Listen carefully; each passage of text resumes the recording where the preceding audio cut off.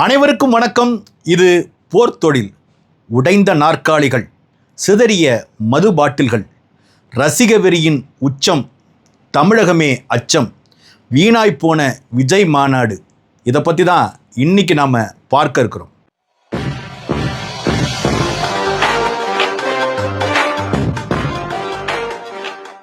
போன வருஷம் 2024 அக்டோபர் 27 விக்கிரவாண்டியில் தமிழக வெற்றிக் கழகத்தின் முதல் மாநில மாநாடு நடந்துச்சுங்க. அதற்கு பிறகு அந்த மாநாடு நடந்த பிறகு ஒரு 10 நாள் கழித்து அந்த இடத்தை நான் கடக்க வேண்டிய நிலைமை எனக்கு ஏற்பட்டுச்சு. அந்த மைதானத்தை பார்க்குறப்போ ஒரு மிகப்பெரிய ஒரு போர் நடந்து முடிந்தது போல, மிகப்பெரிய ஒரு கலவரம் நடந்து முடிந்தது போல, எங்கு பார்த்தாலும் பிளாஸ்டிக் குவியல்கள், போத்தல்கள் குவியல்கள், அந்த இடமே பார்க்கவே சகிக்க முடியாமல் இருந்துச்சு. நான் பார்த்தது ஒரு 10 நாளைக்கு பிறகு தான். அதற்கு முன்னே சில பேர் சொன்னாங்க, இருக்கிற கொஞ்சம் பிளாஸ்டிக் கழிவை பல பேர் அள்ளிட்டு போகிறாங்க, மிச்சம் கிடக்கிறது இது அப்படின்னு சொன்னாங்க. நம்ம ஒரு இடத்த பார்க்குறப்பயே அங்கே என்ன நடந்துச்சுங்கிறத பரிபூர்ணமாக உணர்ந்து கொள்ளக்கூடிய அளவுக்கு தான் அந்த இடமே காட்சி அளித்துச்சு. அதற்கு பிறகு ஏறக்குறைய 9 மாதங்களுக்கு பிறகு நேற்றைய முன்தினம் மதுரையில் தமிழக வெற்றிக் கழகத்தின் அடுத்த மாநாடு ஒன்று நடைபெற்று முடிஞ்சிருக்குங்க. குறிப்பாக அரசியல் கட்சிகள் மாநாடு எதுக்கு நடத்துவாங்க? பெரிய கூட்டம் கூட்டுவதற்காக முதல்ல நடத்துவாங்க. இரண்டாவது, ஏதாவது ஒரு நோக்கத்தை கருதி நடத்துவாங்க. எடுத்துக்காட்டாக நாம் தமிழர் கட்சி சார்பாக 2015 இன எழுச்சி அரசியல் மாநாடு நடத்தினாங்க. அதில் வரலாற்று சிறப்பு வாய்ந்த தீர்மானங்கள் ஏற்றப்பட்டுச்சு. அதே போல் மதுரை பழனியில் முதலாக வீரத்தமிழர் முன்னணி தொடங்குவதற்கான ஒரு மாநாடு நடந்துச்சு. அந்த மாநாட்டில் ஏற்றப்பட்ட தீர்மானம் தான் வரலாற்று சிறப்பு வாய்ந்த ஒரு தீர்மானம். முதல் தீர்மானமே தமிழர்கள் இந்துக்கள் அல்லர் அப்படின்னு ஒரு தீர்மானம். இப்படி தீர்மானங்களை சார்ந்து, நோக்கங்களை சார்ந்து தான் ஒவ்வொரு கட்சியும் மாநாடு போன்ற நிகழ்ச்சிகளை நடத்தும். ஆனால் தமிழக வெற்றிக் கழகத்திற்கு கூட்டம் கூட்டுவதற்காக மட்டுமே ஒரு மாநாட்டை நடத்துவது என்பது தமிழக அரசியல் பரப்பில் தத்துவார்த்த நிலைகளை வைத்திருப்பவர்கள் மற்றும் அரசியலை நேர்மறையாக அணுபவர்கள் மத்தியில் மிகப்பெரிய ஒரு கசப்பு உணர்வை தோற்றுவித்திருக்கிறது. குறிப்பாக விஜய் அவர்கள் தொடக்கத்திலிருந்து இந்த அரசியலை அவர் அணுகுகிற விதம் இருக்கு பாருங்க. ஒரு திரையரங்கில் ஒரு புதுப்படம் வெளியானா அந்த புதுப்படத்தின் கதாநாயகன் எப்படி தனது ரசிகர்களை அணுகுவார்களோ அதே போல தன் கட்சியின் தொண்டர்களை அணுகுகிற போக்கு விஜய்கிட்ட இருக்குதுங்க. அந்த தொண்டர்களும் அப்படி தான் நடந்துக்கிறாங்க. ஒரு திரையரங்கில் புதுசாக ஒரு படம் ரிலீஸ் ஆகிருக்குன்னு வச்சுக்கிங்களேன், கதவை திறந்தோன்னே அலறி அடிச்சுட்டு உள்ளே ஓடுவாங்க பாருங்க ரசிகர்கள். அதே போல் ஒரு மாநாட்டுக்கு வரக்கூடியவர்கள் கூட அந்த மாநாட்டில் ஏற்பாடு செய்யப்பட்டிருக்கிற சிற்சில ஒழுங்கு கட்டுப்பாட்டு விதிகளை கூட மதிக்காமல் மரத்து மேலே ஏறுறது, தடுப்புகளை உடைப்பது, சேர்களை உடைப்பது என்று ஒரு மாதிரியான ஒரு ரசிக வெறி மனப்பான்மையில் இருப்பது என்பது தமிழக அரசியல் போர்க்குக்கே நல்லதில்லைங்க. தமிழ்நாட்டின் உச்ச திரைப்பட நட்சத்திரமாக விளங்குகிற விஜய் கட்சி ஆரம்பித்ததிலிருந்து முரண்பாடுகளின் மூட்டையாக அவர் இருக்கிறாருங்க. குறிப்பாக ஐயா ஈவேராவை தன் கொள்கை தலைவராக அவர் ஏற்றுக்கொண்டிருக்கிறார். ஆனால் ஈவேராவின் கொள்கை எதையாவது அவர் நடைமுறைப்படுத்தியிருக்கிறாரா என்றால் சுத்தமாக இல்லை. இந்த முறை மாநாடு நடந்தபோது கூட அந்த ரேம்ப் வாக் செய்வதற்கான அந்த பாதையில் கூட போய் ஐயரை வச்சு பூஜை பண்ண, தண்ணி தெளித்த வேலைகள் எல்லாம் நடந்ததாக நம்ம பார்த்தோம். அதே போல் ஒவ்வொன்றுக்கும் சடங்குகளை, யாகங்களை செய்து கொண்டு ஐயா ஈவேரா அவர்களை எங்களது கொள்கை தலைவர்னு விஜய் அறிவித்திருப்பது என்பது கேலி கூத்தாக இருக்குது. அதே போல் காமராஜரை தங்களது கொள்கை தலைவராக அவங்க சொல்கிறாங்க. ஆனால் காமராஜரின் கல்வி கொள்கையை பற்றியோ, அவர் தமிழ்நாடு முழுக்க பள்ளிக்கூடங்கள் திறந்ததை பற்றியோ, அல்லது தாவேக்காவோட கல்வி கொள்கை என்னான்னு சொல்வதை பற்றி எதை பற்றி இந்த மாநாட்டில் எந்த விதமான செய்தியும் இல்லைங்க. சொல்லப்போனால் எதை பற்றியுமே செய்தி இல்லை. ஒரு அரசியலை மிகுந்த மேம்போக்காக அணுகிறது. உங்களுக்கு என்ன செய்ய போகிறோம்னா உங்களுக்கு நாங்கள் நல்லது செய்வோம் அப்படின்னு சொல்லி பேசுறது, இதெல்லாம் ஒரு ஆழமற்ற எந்தவித புரிதலும் இல்லாத ஒரு அரசியலாக தான் பார்க்கப்படும். இந்த மாநாடு தொடங்கிய நேரத்திலிருந்து, அதாவது காலை 6 மணிலேருந்து எல்லா ஊடகங்களும் இந்த மாநாட்டை பற்றிய செய்திகளை போட்டுக்கிட்டு இருக்கிறாங்க. 6 மணிக்கு, காலையில் 6 மணிக்கு மாநாட்டு திடலில் கட்சியின் தொண்டர்கள் மது பாட்டில்களோடு உட்காந்து சரக்கடித்து கொண்டிருப்பதாக ஒரு செய்தி வருதுங்க. இந்த செய்தி வருது, ஊடகங்களில் பரப்பப்படுது. அதை பார்க்கிற கட்சி பொறுப்பாளர்கள், தாவேக்காவின் பொறுப்பாளர்கள் யாராவது உடனடியாக நடவடிக்கை எடுத்து அங்கே யார் வந்து மது குடிச்சிட்டு இருக்காங்க அந்த இடத்த அப்புறப்படுத்தணும் அல்லது அந்த அவர்களை வந்து அங்கிருந்து வந்து நகர்த்தணுங்கிற எந்த நோக்கமும் இல்லாமல் தொடர்ச்சியாக இது போன்ற எதிர்மறை செய்திகள் வரப்போலாம் அதை கண்டும் காணாமல் தாவேகாவின் பொறுப்பாளர்கள் பொருட்படுத்தாமல் நகர்ந்து போனதுங்கிறது வந்து ரொம்ப ஏமாற்றமாக இருந்துச்சு. நாங்கள் இப்படித்தான் அப்படின்னு பொதுமக்களுக்கு ஏதோ ஒரு செய்தியை இவர்கள் தருகிறார்களோ அப்படிங்கிற சந்தேகத்தை நமக்கு ஏற்படுத்துச்சு. அதாவது 6 மணிக்கு உட்காந்து சரக்கடிக்கிறாங்க, அப்புறம் வந்து யாருக்கு தண்ணி கிடைக்கல, உணவு கிடைக்கல, கொளுத்தும் வெயிலில் வந்து மக்களை திரட்டி வைத்து கொண்டு அவர்களுக்கு சரியான ஏற்பாடுகள் செய்யலை, இப்படி பல்வேறு குறைபாடுகள் அந்த கூட்டத்தில் இருந்தாலும் எந்தவித அடிப்படை ஒழுங்கும் கடைபிடிக்கப்படலைங்கிறது தான் இருக்கிறதுல குறைகள்லேயே மிகப்பெரிய குறையாக அது இருந்துச்சு. குறிப்பாக அந்த கட்சி தலைவர் விஜய் வந்து அந்த ரேம்ப் வாக் பண்ணுறாரு.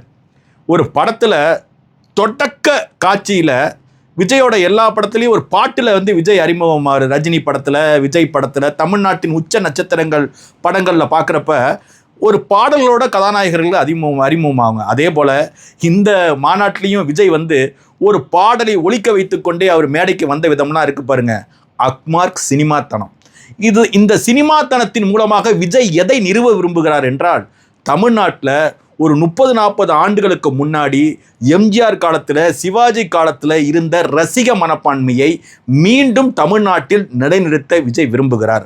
அதோடு மட்டும் இல்லாமல் தமிழ்நாட்டின் அரசியலை திரையரங்கின் 4 சுவர்களுக்குள்ள விஜய் அடைத்து அதன் மூலமாக பலன் பெற விரும்புகிறார். நீங்கள் பார்த்தீங்கன்னா அந்த ரேம்ப் வாக் நடக்கிறப்ப அது 2 பக்கமும் ரசிகர்கள் ஏறி குதித்தது. ரசிகர்கள் ஏறி குதிக்கக்கூடாதுங்கிறதுக்காக அந்த கம்பிகளில் கிரீஸ் தடவி வச்சுருந்தாங்க. அந்த கிரீஸெல்லாம் பிடிச்சிக்கிட்டு வந்து மேலேறி வந்து ஒருத்தன் வந்து பேண்ட்டே அவுத்து போட்டுட்டு ஒரு தொண்டர் வந்து மேலேறி வந்து நின்னது, விஜய்க்கு வந்து மாலை போட்டது, விஜய் வந்து இதையெல்லாம் ஊக்குவிக்கிற விதமாக அந்த கட்சி துண்டை எடுத்து தலையில் கட்டிக்கொள்வது, இது எது மாதிரி ஒரு மனநிலை? இதன் மூலமாக தன்னை பின்பற்றுகிற இளைஞர்களுக்கு விஜய் விடுக்கின்ற செய்தி என்ன? நம்ம அதுதான் கேட்குறோம். நீங்கள் ஒரு கட்சி தலைவராக இருக்கிறவங்க அடிப்படை ஒழுங்கை போதிக்கணுமா வேணாமா? நீங்கள் இப்படி நடந்து கொள்ளக்கூடாது, கட்டுப்பாட்டோடு இருக்கணும், நீங்கள் இப்படி மேலே வரக்கூடாது. அதோடு மட்டும் இல்லாமல் கட்சி கொடி, கட்சி வண்ணங்கள் என்பது புனிதமானவை, அதை யாரும் வேறு வடிவத்தில் பயன்படுத்தக்கூடாது என்று கட்சி தலைவர் அறிவுறுத்தணும். ஆனால் கட்சி தலைவர் என்ன பண்ணுறாரு? கட்சி துண்டை, அந்த கட்சி வண்ணம் கொண்ட துண்டை எடுத்து தலையில் கட்டிக்கிட்டு நடனமாடிக்கிட்டே ரேம்ப் வாக் பண்ணுறாரு. இது வந்து தமிழ்நாட்டின் அரசியல் போக்கினை எந்த இடத்திற்கு கொண்டு போய் சேர்க்குன்னு நினைக்கிறீங்க? எப்படிப்பட்ட ஒரு மனநிலையில் விஜய் இருக்கிறாருங்கிறது நமக்கு ரொம்ப ஆச்சரியமாக இருக்குது. இவர் தமிழ்நாட்டு அரசியலை எது போல கொண்டு போய் நிறுத்த விரும்புகிறாருங்கிறது தான் இந்த மாநாட்டிலிருந்து நமக்கு எழுகிற மிக முக்கியமான கேள்வியாக இருக்குது. நம்ம பக்கத்தில் கேரளான்னு ஒரு மாநிலம் இருக்குங்க. கேரளா எப்போதுமே திரையரங்கையும் அரசியலையும் வெகு தொலைவில் தான் வச்சுருக்கும். திரையரங்குகளில் வெற்றி பெற்றவர்கள் அரசியலில் பெரிய வெற்றி அடைந்து விட முடியாது. மலையாள உச்ச நட்சத்திரங்களான மம்முட்டியும் மோகன்லாலும் இப்போ விஜய் பண்ணிட்டு இருக்காரு பாருங்க, ஒரு அரசியலை கேரள மண்ணில் அவங்க ஏற்படுத்த முடியாதுங்க. ஏன்னா மலையாள ரசிகர்களுக்கு தெரியும், திரைப்படம் என்பது வேறு, சமூக அரசியல் பரப்பு என்பது வேறு. 2க்கும் வெவ்வேறு விதமான சமன்பாடுகள் இருக்கின்றன, 2க்கும் வெவ்வேறு விதமான வித்தியாசங்கள் இருக்கின்றன என்கின்ற அந்த வேறுபாடுகள் வந்து மலையாள ரசிகர்களுக்கு தெரியும். அதனால் அவங்க என்ன பண்ணுறாங்கன்னா, திரையரங்கில் ஒரு நல்ல திரைப்படத்தை உட்காந்து பார்க்குறாங்க, ரசிக்கிறாங்க, கைத்தட்டுறாங்க, அதோடு வந்துடுறாங்க. இன்றைக்கி நீங்கள் வந்து பார்த்தீங்கன்னா தென்னிந்திய திரைப்படங்களில் மலையாள திரைப்படங்கள் தான் கலை அம்சத்திலையும் பார்ப்போர் மனதை கவரும் விதத்திலையும் அதிகமாக வரத்திற்கு காரணமே அங்கே தேர்ந்த ரசிகர்கள் இருக்கிறாங்க. அந்த தேர்ந்த ரசிகர்கள் தங்களது தலைவனை திரையரங்குக்குள்ளே தேர்றதில்லை. ஆனால் தமிழ்நாட்டோட சாபம் மட்டும், இங்கே எம்ஜிஆருங்கிற ஒரு மனிதர் அரசியலில் வெற்றி பெற்றதிலிருந்து திரைப்படத்தில் நடிக்க வர எல்லாருக்கும் தாங்களும் ஒரு எம்ஜிஆர் போல ஆக வேண்டும் என்கின்ற கனவு. குறிப்பாக விஜய் இந்த மாநாட்டில் எம்ஜிஆரை கொண்டு வந்து தனது பதாகையிலேயே பொருத்தி கொண்ட விதம் இருக்கு பாருங்க, அண்ணாவையும் எம்ஜிஆரையும். அது வந்து தான் என்ன செய்ய போகிறோம் என்பதற்கான ஒரு பாதையை அவரே படம் பிடித்து காட்டினது போல இருந்துச்சுங்க. அதாவது நான் ஒரு எம்ஜிஆர் மாரி ஆக போகிறேன், எம்ஜிஆர் போல சினிமா பிரபலத்தோடு வந்து அரசியல் அதிகாரத்தை கைப்பற்ற போகிறேங்கிற ஒரு செய்தி. அக்டோபர் 27 விக்கிரவாண்டியில் நடந்த மாநாட்டில் திராவிடமும் தமிழ் தேசியமும் எனது 2 கண்கள்னு விஜய் பேசினார். ஆனால் இப்போ நடந்த மதுரை மாநாட்டில் தமிழ் தேசியம் என்ற பெயர் தப்பித்தவறி கூட விஜய் வாயிலிருந்து வரலை.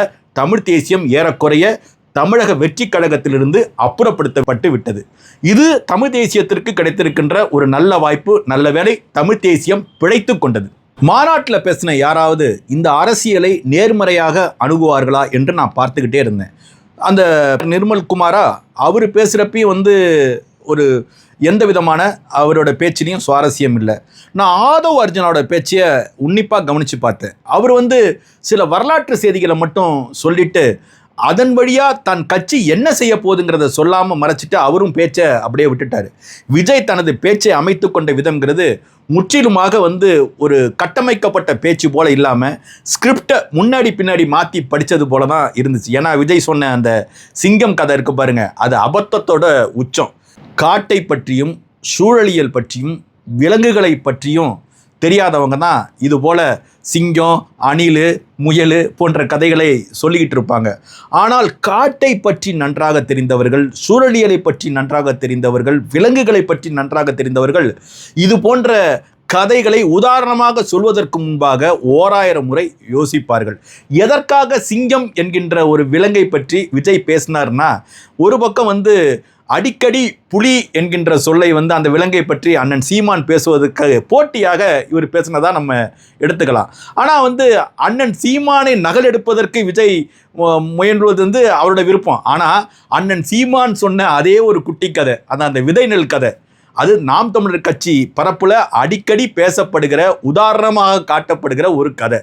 அந்த கதையை எடுத்துகிட்டு பல்லாயிரக்கணக்கான அளவில் கூடியிருந்த அந்த தொண்டர்களுக்கு முன்னாடி இவர் அந்த பேசின விதம் இருக்கு பாருங்க. நேரடியில் பார்த்து கொண்டிருந்த ஒவ்வொரு நாம் தமிழர் கட்சிக்காரங்களும் நம்மட்டு சிரிச்சிருப்பாங்க. நீங்கள் நகல் எடுங்க, நீங்கள் பின்பற்றுங்க, வேணான்னு சொல்ல. ஆனால் அதை அப்படியே பின்பற்ற வேண்டிய அவசியம் இல்லை. நாம் தமிழர் கட்சி உறுதிமொழி எடுத்தால் நாங்களும் உறுதிமொழி எடுக்கிறோன்னு போகிறது. அந்த உறுதிமொழியே சீராக அமைக்கப்படாமல், தத்துவ புரிதல் இல்லாமல், சொல்லப்போனால் வாக்கிய அமைப்பு கூட சரியாக இல்லாமல் அந்த உறுதிமொழி அமைக்கப்பட்டிருக்கு. அதே போல் நிகழ்ச்சி தொடங்குவதற்கு முன்பாக வீர வணக்கம் அல்லது புகழ் வணக்கம் செலுத்துகிற முறைமை இவர் உடனே கொள்கை தலைவர், தன்னோட கொள்கை தலைவருக்கு இவர் செலுத்துறாரு. அந்த கொள்கை தலைவர்களுக்கு ஒவ்வொருத்தவங்களுக்குள்ளேயும் கூட ஒரு தத்துவார்த்த இணக்கம் கிடையாது. ஒவ்வொருத்தவங்களும் ஒவ்வொரு விதத்தில் தனித்துவமானவர்கள், வெவ்வேறு விதமான ஐடியாலஜி பேஸில் வரவங்க. எனவே இவங்க எல்லா ஐடியாலஜியும் போட்டு நான் ஒன்றா குழப்ப போகிறேன் அப்படிங்கிற மாதிரி விஜய் அதை கடைபிடித்தாலும் அது பார்ப்பதற்கு சகிக்கலை. இன்னொன்று எம்ஜிஆரை விஜய் மிகச்சிறந்த ஒரு மனிதராக, ஒரு புரட்சியின் வடிவமாக பேசுகிறது எனக்கு ஆச்சரியமாக இருந்துச்சு. எம்ஜிஆர் எந்த விதத்தில் புரட்சிகரமான அல்லது தமிழ்நாட்டு அரசியலை மாற்றிய மனிதராக நம்ம கருத்தில் கொள்ளலாங்கிறத விஜய் தான் விளக்கணும். ஏன்னா எம்ஜிஆர், ஜெயலலிதா இவங்க எல்லாருமே திராவிட அரசியல் சீரழிவின் தொடர்ச்சியாக தான் இருந்திருக்காங்க. கருணாநிதி திராவிட அரசியல் சீரழிவின் தொடக்கம்னா இவங்க அத்தனை பேரும் தொடர்ச்சி. இந்த தொடர்ச்சியோட விளைவு என்னன்னா, கடந்த 60 ஆண்டுகளாக தமிழ்நாடு சூறையாடப்பட்டிருக்கு. இந்த திராவிட அரசியலால் சூறையாடப்பட்டிருக்கு. அதில் ஒருத்தவராக நானும் வருவேன் என்பதற்காகத்தான் விஜய் எம்ஜிஆரையும் அண்ணாவையும் மீண்டும் மீண்டும் காட்டுறார். அண்ணா ஆட்சியில் இருந்த காலகட்டங்கிறது ஒரு 1.5 வருஷம்தான். அதில் அவரால் பெரிய நற்காரியங்கள் எதுவுமே செய்ய முடியல. ஆனால் எம்ஜிஆர் இருந்த அந்த 9 ஆண்டு காலம் இருக்கு பாருங்க, தமிழ்நாடு பல பின்னடைவுகளை சந்தித்திருக்கிறது. குறிப்பாக நமது தேசிய தலைவர் மேதகு அவர்களுக்கு எம்ஜிஆர் செய்த உதவிகளை நாம் நன்றியோடு நாம் நினைவு கூர்ந்தாலும், மற்ற அந்த தமிழ்நாட்டின் உள்கட்டுமான மற்றும் பல்வேறு துறைகளில் தமிழ்நாடு அடைந்த பின்னடைவுகள் இருக்கு பாருங்க. இன்னொன்று ஊழல், அரசியலில் ஊழல் என்பது ஒரு பொதுவான பண்பாடாக மாறிப்போனது எம்ஜிஆர் ஜெயலலிதா ஆட்சி காலத்தில் தான்.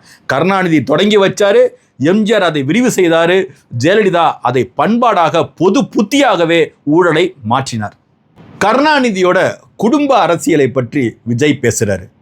கருணாநிதியோட குடும்ப அரசியலை பற்றி பேசுகிற விஜய் காங்கிரஸோட குடும்ப அரசியலை பற்றி ஏன் பேச மறுக்கிறார்? சொல்லப்போனால் இந்த கட்சியை ஆரம்பிப்பதற்கு முன்பாகவே ராகுல் காந்தியோட பேச்சுவார்த்தை நடத்தி கொண்டிருந்தார் விஜய். இன்னும் கடந்த கால வரலாற்றை பார்த்தோம்னா காங்கிரஸில் விஜய் இணைய போவதாகவே செய்திகள் வந்த காலமும் உண்டு. இப்படி காங்கிரஸோட ஒரு இணக்கமான நெருக்கமான ஒரு போக்கை விஜய் எப்போதுமே கொண்டிருக்கிறார். அதற்காகத்தான் பிஜேபியோட தனது கொள்கை எதிரி என்று சொல்வது. ஆனால் காங்கிரஸோட கூட்டணி வைத்திருக்கிற திமுகவை திட்டுவது போல திட்டிட்டு காங்கிரஸை திட்டாமல் விடுவது. குடும்ப அரசியல்னா காங்கிரஸ் செய்து கொண்டிருப்பதும் குடும்ப அரசியல் தான், திமுக செய்து கொண்டிருப்பதும் குடும்ப அரசியல் தான். இரண்டையும் சரிசமமான தட்டில் வச்சு விஜய் விமர்சிச்சிருக்கணும். ஆனால் திமுகவை மட்டும் பேசிட்டு காங்கிரஸை பேசாமல் கடப்பது என்பது பார்ப்பதற்கே ரொம்ப விசித்திரமாக இருந்தது. இன்னொன்று ஊழலை பற்றி பேசுகிற விஜய் எப்படி எம்ஜிஆர் ஆட்சியை மகத்தான ஆட்சின்னும், அதே போல் ஆதவ அர்ஜுனா பேசினார்னு நினைக்கிறேன். ஜெயலலிதா ஆட்சியை பற்றினா அவர் பேசுகிறாரு. அம்மா பாதையிலிருந்து புரட்சித் தலைவர் பாதையிலிருந்து அதிமுக விலகிடுச்சின்னு. அந்த பாதை என்னான்னு எனக்கும் தெரியணும். அந்த பாதை இதுவரை தமிழகம் அறியாத பாதையா, ஒரு புனித பாதையா? இந்த திராவிட அரசியல் சீரழிவின் அதே ஊழல் பாதை தான் எம்ஜிஆரும் சரி ஜெயலலிதாவும் சரி. சொல்லப்போனால் ஜெயலலிதா ஊழல் வழக்கில் குற்றம் சாட்டப்பட்ட நபர். எப்படி கருணாநிதி குடும்பத்தில் குற்றவாளி ஊழல் வழக்கில் குற்றம் சாட்டப்பட்ட நபர்கள் இருக்கிறார்களோ, அதே போல் அதிமுகவில் ஜெயலலிதா மற்றும் ஜெயலலிதாவை சார்ந்தவர்கள் ஊழல் வழக்கில் குற்றம் சாட்டப்பட்டவர்களாக இருக்கிறார்கள். கருணாநிதி, எம்ஜிஆர், ஜெயலலிதா இந்த 3 பேருமே ஊழலில் சம்பந்தப்பட்டவர்கள். இந்த 3 பேரும் தான் தமிழ்நாட்டு அரசியல் வரலாற்றை பின்னோக்கி இழுத்துட்டு வந்தவங்க. அதன் ஒரு தொடர்ச்சியாக விஜய் விளங்க போகிறாரா என்பதுதான் நமது கேள்வி. எம்ஜிஆரை முன்னிறுத்தி நான் அரசியல் செய்ய போகிறேன்னா, எம்ஜிஆர் முல்லை பெரியாறு பிரச்சனையில் தமிழர்களின் உரிமையை காவு கொடுத்தவர். எம்ஜிஆர் காலத்தில் தான் மீனவர்கள் மீது மிகப்பெரிய தாக்குதல் நடத்தப்பட்டது. எம்ஜிஆர் காலத்தில் தான் புரட்சிகர அரசியல், தமிழ் தேசிய அரசியல், அந்த அரசியல் செய்த இளைஞர்கள் காட்டுமிராண்டித்தனமாக என்கவுண்டர் என்பதன் மூலமாக கொலை செய்யப்பட்டார்கள். இது போல எம்ஜிஆர் ஆட்சியின் சீரழிவை நம்ம பட்டியல் போட்டு சொல்லிட்டு இருக்கலாம். ஆனால் அதையெல்லாம் விமர்சிக்காம நான் எம்ஜிஆர் பாணியில் நான் ஆட்சியை நடத்த போகிறேன் அப்படின்னா அது எந்த விதத்தில் ஏற்றுக்கொள்ள முடியும்? இப்படி விஜயோட பேச்சு முரண்பாடுகளின் மொத்த மூட்டையாக இருக்கிறது என்பது ஒரு பக்கம். இன்னொரு பக்கம் தாவேகா தொண்டர்கள் நடந்து கொண்ட விதம். ஏறக்குறைய 1,00,000 நாற்காலிகள் முற்றிலுமாக உடைக்கப்பட்டிருக்கின்றன. இப்படி 1,00,000 நாற்காலிகள் உடைக்கப்படுவது என்பது எதிர்பாராத ஒரு நிகழ்ச்சி அல்ல. ஏற்கனவே விக்கிரவாண்டியிலையும் இதே போல நாற்காலிகளை உடைச்சாங்க. அதனால தமிழ்நாட்டில் இருக்கிற எந்த நாற்காலி கொடுப்பவரும் விஜய் மாநாட்டுக்கு நாற்காலி கொடுப்பதை இந்த முறை மறுத்துட்டாங்க. அதனால கேரளாவிலிருந்து நாற்காலி வாங்கி நாங்கள் போட்டிருக்கோம்னு சொன்னாங்க. இப்போ பார்த்தீங்கன்னா இனிமேல் கேரளாவிலிருந்து நாற்காலிகள் யாரும் கொடுக்க மாட்டாங்க, கர்நாடகாவிலிருந்து யாரும் நாற்காலி கொடுக்க மாட்டாங்க. இப்படி கிடைப்பதை சுருட்டி கொள்ளும் ஒரு மனப்பாங்கு இருக்கு பாருங்க. பொது வாழ்க்கையில் வரப்ப அந்த மனப்பாங்கை மறைச்சிட்டு தான் ஊழல் அரசியல்வாதிகளாக வெள்ளையும் சொல்லையுமா தெரிவாங்க. ஆனால் இவங்க அதை கூட மறைக்க தெரியாம தண்ணி பாட்டில் எடுத்துக்கிட்டு ஓடுறது, அந்த கீழே போட்டிருந்த மேட்டை எடுத்துக்கிட்டு ஓடுனது, சேர அவனுக்கு கிடைச்ச தலையில வச்சுக்கிட்டு போனதெல்லாம் இருக்கு பாருங்க. இவர்கள் கையில் நாட்டையும் நாட்டு மக்களையும் கொடுத்தால் அந்த நாட்டு மக்கள் எப்படிப்பட்ட சேதத்திற்கு உள்ளாவார்கள் என்பதற்கு இந்த மாநாடு முடிந்த பிறகு அந்த திடலை காட்டினாங்க பாருங்க, அந்த காட்சிகளே சாட்சிங்க. விஜய் தனது பேச்சில் தமிழக வெற்றி கழகத்தின் முதல் வேட்பாளர் பட்டியலை அறிவிக்க போறதா சொல்லி முதல் வேட்பாளராக தன்னை மதுரை கிழக்கில் போட்டியிட போவதாக அறிவித்தார். பரவாயில்லையே, விஜய் ஒரு மாநாட்டிலேயே வேட்பாளர் பட்டியலை அறிவிக்கிறாருன்னு சொல்லிட்டு நம்ம ரொம்ப சுவாரஸ்யமாக நம்ம இருக்கையிலேருந்து எழுந்து உட்கார்ந்தோம். அதற்கப்புறம் பார்த்தா மதுரை வடக்குலேருந்து ஒரு வேட்பாளராக தன்னையே அறிவிச்சுக்கிட்டாரு, மதுரை தெற்கு அறிவித்தார், திருமங்கலத்தில் அறிவித்தார், இப்படி எல்லாத்துலேயும் தன்னைத்தானே அறிவித்து கொண்டார். அதாவது எல்லா 234 தொகுதிகள்லையும் நானே நிற்பதாக நினைத்து கொண்டு தாவேகா தொண்டர்கள் வேலை பார்க்கணும்னு அவர் சொல்ல வராரு. அதற்காக ஒரு திரைப்படம் போல ஒரு சஸ்பென்ஸ் வச்சு, வசனத்தில் ஒரு சஸ்பென்ஸ் வச்சு உடைக்கிறதெல்லாம் ஒரு சினிமாத்தனமான பாணியாக தெரியலையா விஜய் சார்? நமக்கு என்ன தோணுதுன்னா, ஏன் நீங்கள் மீண்டும் மீண்டும் ஒரு இன அழிவுக்கு உள்ளான ஒரு இனத்தை மீண்டும் திரையரங்கின் இருட்டுக்குள்ளே கொண்டு போய் தள்ளுறீங்க? மீண்டும் அவனை ஒரு ரசிக மனப்பான்மையில் கொண்டு ஆழ்த்துறீங்க. 2009 இன அழிவுக்கு பிறகுதான் இங்கே தமிழ்நாட்டில் தமிழ் தேசியம், திராவிடம் என்ற இரு முனைகளுக்கு இடையிலான விவாதங்கள் தொடங்குனுச்சிங்க. தமிழ் தேசியம் என்பது இந்த மண்ணின் மக்களுக்கான தத்துவார்த்த அரசியலாக நிலைநிறுத்தப்பட்டிருக்கு. அதோடு மட்டும் இல்லாமல் தமிழ் தேசியம் என்பது சாதி மறுப்பு, மூட நம்பிக்கை ஒழிப்பு, பெண்ணடிமைக்கு எதிர்ப்பு, சாதாரண அடித்தட்டு மக்களுக்கு சார்பாக நிற்பது, சூழலியல் சார்ந்து உணர்ந்து அதற்காக போராடுவது என்று பல்வேறு பண்பாட்டு தளங்களில் தமிழ் தேசியம் இன்னைக்கு செயல்பட்டு கொண்டிருக்கின்ற ஒரு நிலைமை. அந்த தமிழ் தேசியத்தை சார்ந்து நோக்கி பல்லாயிரக்கணக்கான இளைஞர்கள் ஈர்க்கப்பட்டிருக்கிறாங்க. இப்படி ஒரு பக்கம் தமிழ்நாட்டில் ஆரோக்கியமான ஒரு அரசியல் போக்கு நிகழ தொடங்கியிருக்கிற இந்த காலகட்டத்தில் தான் மீண்டும் நாங்கள் எல்லாரையும் கொண்டு போய் எம்ஜிஆர் காலத்தில், சிவாஜி காலத்தில் எப்படி திரையரங்கில் நடக்கிறதெல்லாம் உண்மைன்னு நம்புவாங்களோ அதே போன்ற ஒரு தலைமுறையை உருவாக்க போகிறேன்னு விஜய் கங்கணம் கட்டிக்கிட்டு சினிமா தனத்திலேயே ஒரு மாநாட்டை நடத்தி முடித்திருப்பது என்பது வேதனையிலும் வேதனை. சொல்லப்போனால் ஒரு 40 ஆண்டுகளுக்கு பின்னால் தமிழ்நாட்டு அரசியலை விஜய் இழுத்து விட்டு சென்று விட்டார்.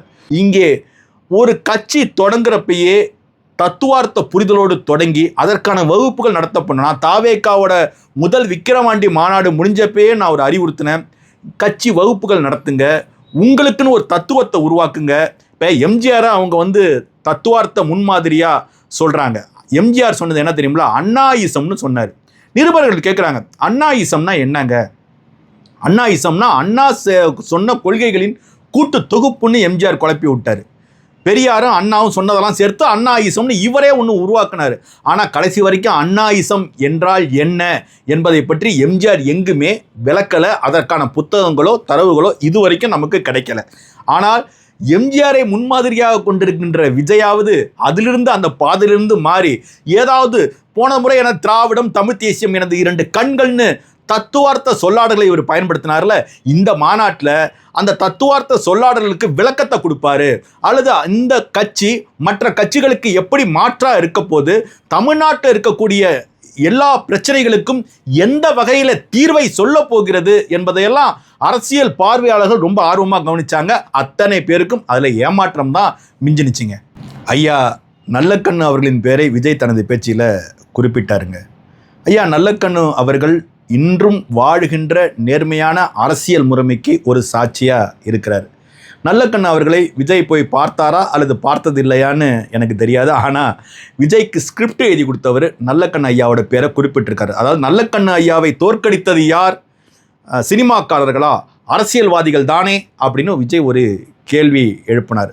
நல்லக்கண்ணு ஐயா யார், அவருடைய எளிமையான பின்புலம் என்ன அப்படின்னு விஜய்க்கு ஏதாவது தெரியுமா? ஒரு தனி விமானத்தில் கிளம்பி போய் கேராவேனில் உட்காந்துக்கிட்டு ஒரு நட்சத்திர விடுதியில் தங்கிக்கிட்டு அந்த பாட்டு ஒழிக்க நீங்கள் மேடையில் என்ட்ரி கொடுக்குறது இருக்கு பாருங்க. அதுபோல் நல்லக்கண்ணையா தன் வாழ்க்கையில் என்றாவது செயல்பட்டிருக்கிறாரா?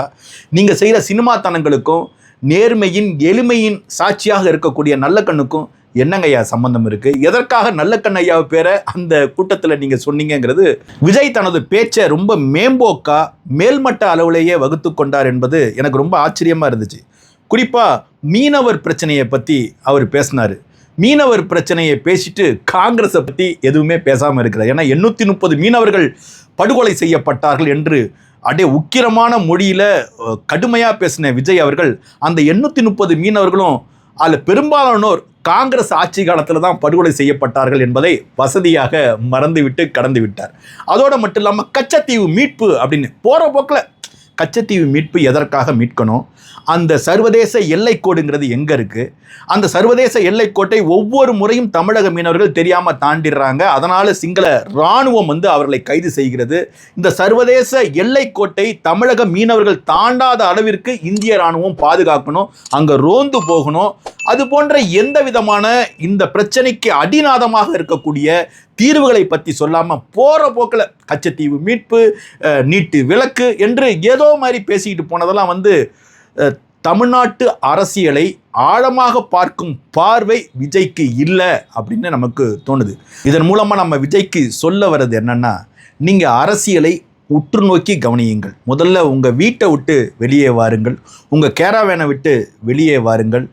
நீங்கள் முதல்ல எளிய மனிதர்களோடு பழகத் தொடங்குங்கள், எளிய மனிதர்களின் போராட்டங்களில் பங்கேற்க தொடங்குங்கள், தன்னை சாதாரணமான மனிதராக உணரத் தொடங்குங்கள்.